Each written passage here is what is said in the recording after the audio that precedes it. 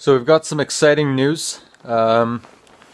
We just picked up a donor car for the front end conversion I was talking about. So I will be doing an Acura EL front end on the EK. So should be pretty fun. Let's go have a look.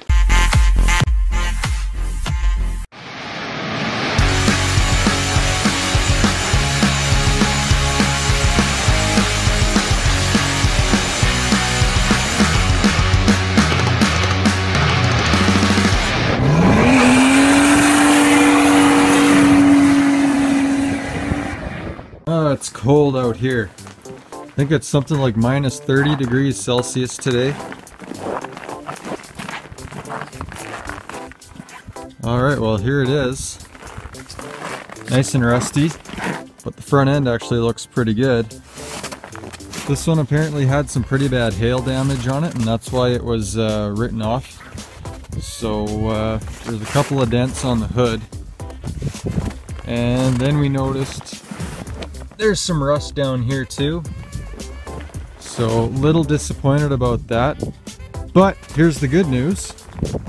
We got a second one. So let's go to the backyard. Yeah, we got ourselves this pile of crap too. So this one I think has a good hood on it for the most part. There's like a little bit of rust on it here and there, but nothing that can't be sanded down. Yeah, my phone literally just shut down because it was too cold out here. So as I was saying, hood looks pretty good, and the fender, as you can see, doesn't appear to have any rust on it. So I think if I use this hood and these fenders, and then the bumper and headlights from the other one, I should have a pretty good front end. The thing I want to do today though, is do a gauge cluster swap. So these cars have a really nice gauge cluster on them. Alright, my phone just keeps shutting down because it's so cold out, so I'm going to quickly go ahead and remove the gauge cluster, and then we're going to take this party inside. Take this party inside. Alright, that's a bit better. We're in the basement now in my workshop, so let's have a look at this gauge cluster. Alright, so this is the gauge cluster from an Acura EL. So for those of you that don't know what an Acura EL is, it's basically a four-door Honda Civic sedan, but more of a luxury version that Acura made. It's a Canadian-only vehicle. They also produced it in Japan, and they badged it as a Honda Domini, I think it's called. And then they also made an Isuzu version of it called the Isuzu Gemini. But anyway, this is the gauge that I want to install. I do have the issue here where the mileage on the EL is quite a bit higher than on my Civic. So this one's at 256,000. My Civic one is at 141. So rather than just doing an easy cluster swap, I'm going to have to take the gauges out of this cluster and swap them into my cluster so that the numbers remain the same on my Civic one. So let's start taking this thing apart. So to remove the cluster out of the car, it's pretty straightforward. Basically on the dash bezel, you'll have two screws on top. Once you remove the bezel, then it'll reveal four more screws on the cluster itself. So you got two up here, and then there'll be one in each corner here. Take those out, and then just unplug the connectors on the back, and it'll slip right out. So now to get this thing apart, there's these plastic tabs you'll see on the bottom, and they run all the way along the edges of this thing. So you want to do the clear ones first, and that'll take the clear face off of it, and then do the black ones next, and that'll remove the rest of it, and that'll give us access to everything else. So let's get to it.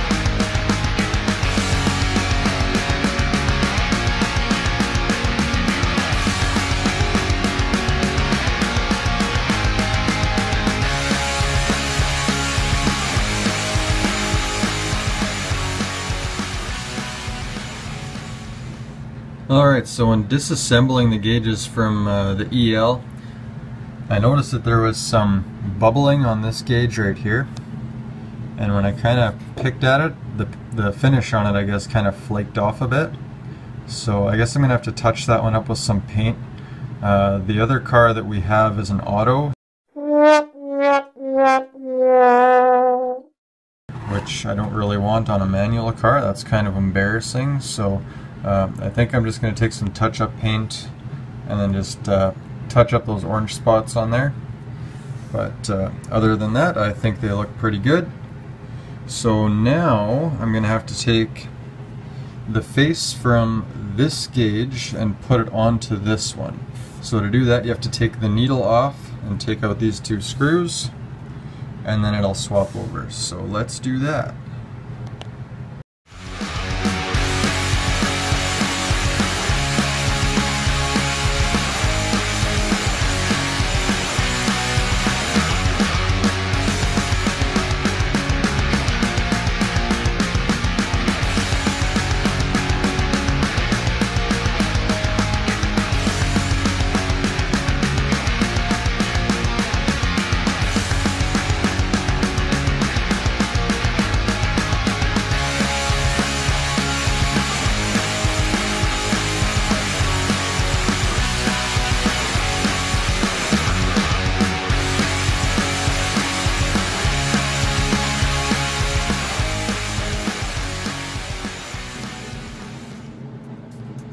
Okay, well that went pretty good, I think. Obviously with me taking the needle off the way I did, I didn't really mark anything, so the speedometer is going to be way off now. I won't be able to calibrate it until spring though, when I can drive the car, so it'll have to do for now. To be honest, the speedometer was way out to begin with. It was off by probably about 20 kilometers or so, so it needed a recalibration anyway. So we'll have to wait till spring for that, but for now let's put it all back together and see what it looks like.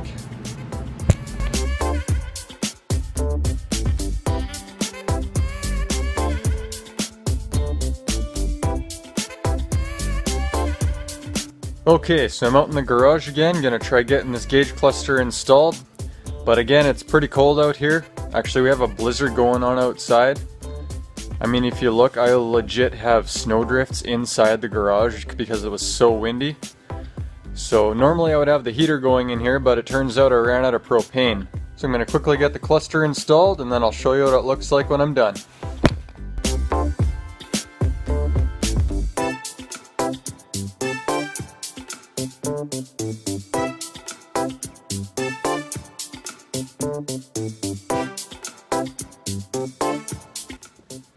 Alright, well that's it for today. Gauge cluster looks pretty good, I think. I'm pretty happy with the way it turned out. Not a huge project, I guess, but it's something that I've been wanting to get done. Feels good to be working on the Civic again anyway. So I do have an update on some more parts that I've ordered. So for the front end conversion, obviously it's from an Acura. And I ordered a front grille from Japan from a Honda Domini.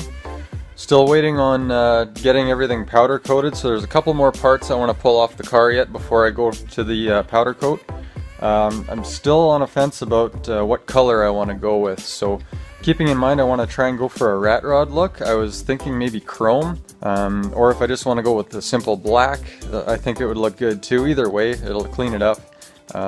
So I don't know, let me know in the comments if you have any suggestions on what you think would look good on this thing. If you liked the video, give us a thumbs up, hit that subscribe button if you haven't already, and yeah, look forward to more updates.